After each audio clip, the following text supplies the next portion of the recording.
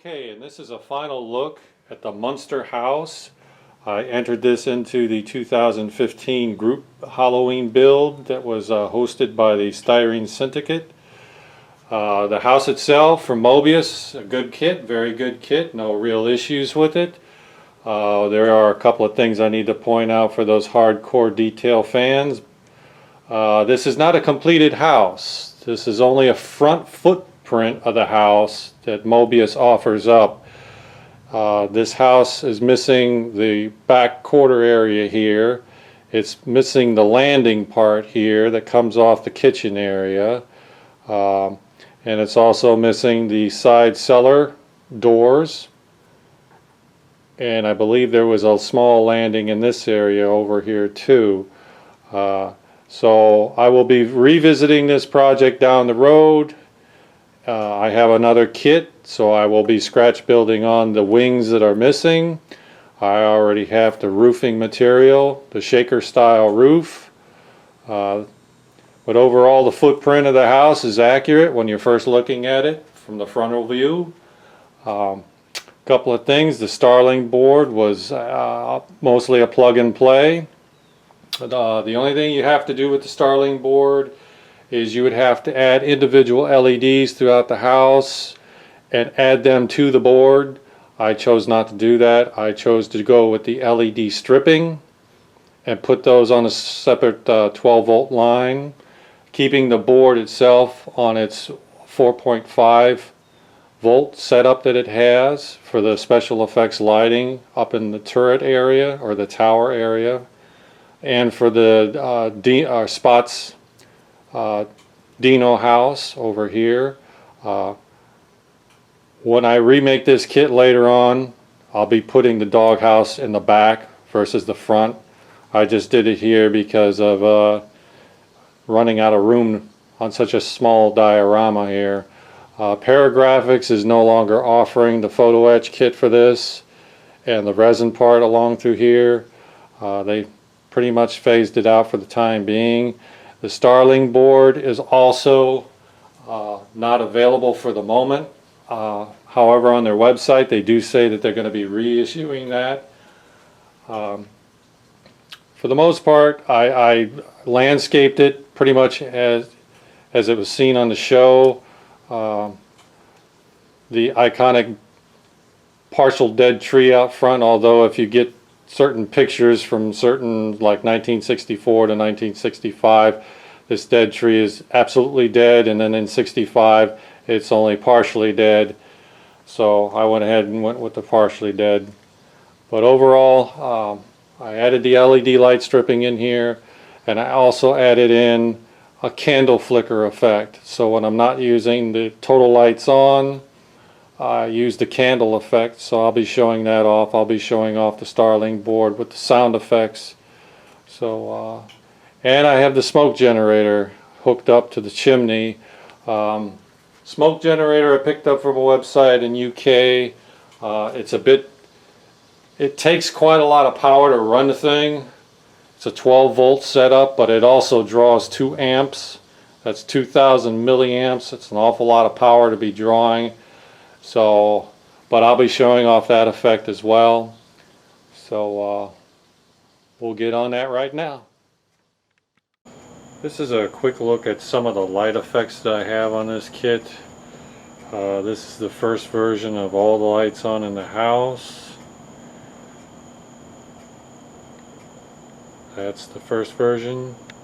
Second version is the candlelight effect in the downstairs living room area, and then I also have the candlelight effect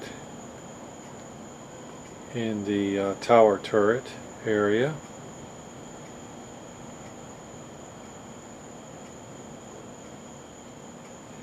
And of course we see Spot's green eyes through the bushes in his little Dino house. And then lastly we're going to kick on the driver board for the model kit. Now this does have a looped sound effect. It's got the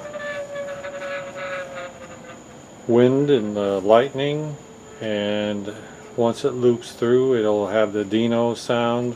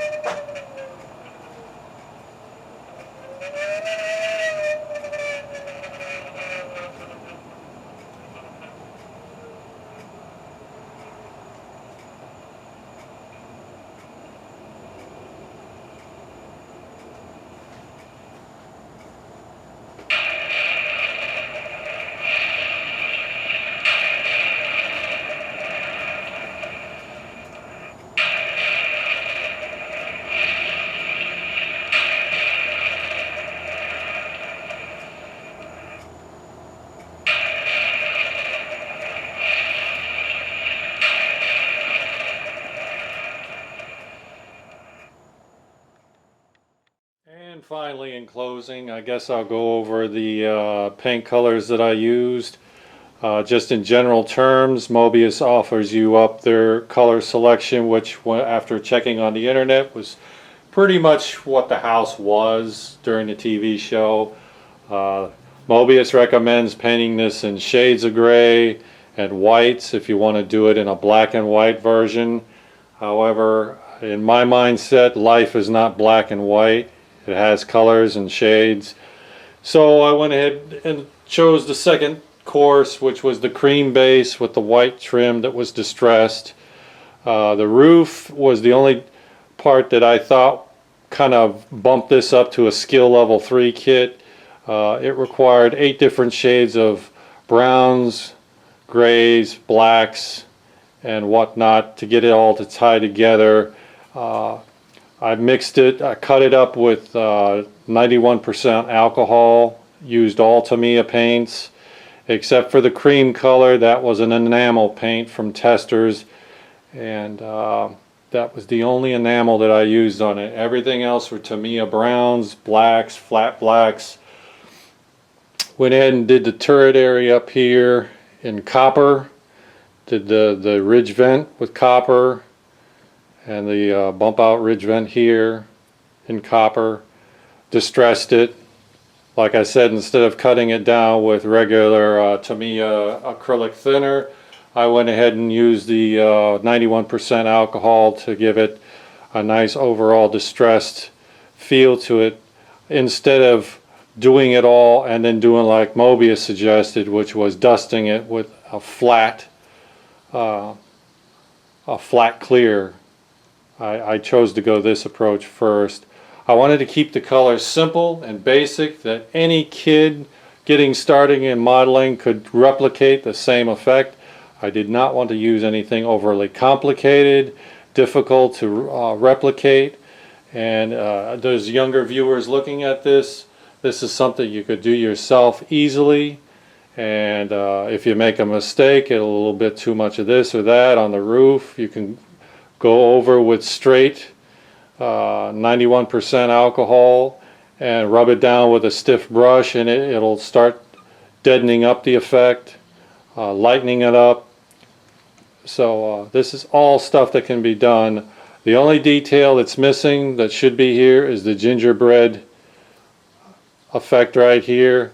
Somehow I managed to lose it, so that's why you don't see it up front here. But yeah, overall it was a fun build. Highly recommended for those younger modelers just getting started. It sharpens your skills in a lot of different areas, and like I said, the model went together with virtually no issues at all. The only complicated area of the roof is tying all these three areas together along with the turret, but I'm sure if you have someone who could help you with it, if you get a little stuck on it, it's certainly nothing that you can't fix on yourself. So good model, fun build, and thank you for watching. Till next time, see you.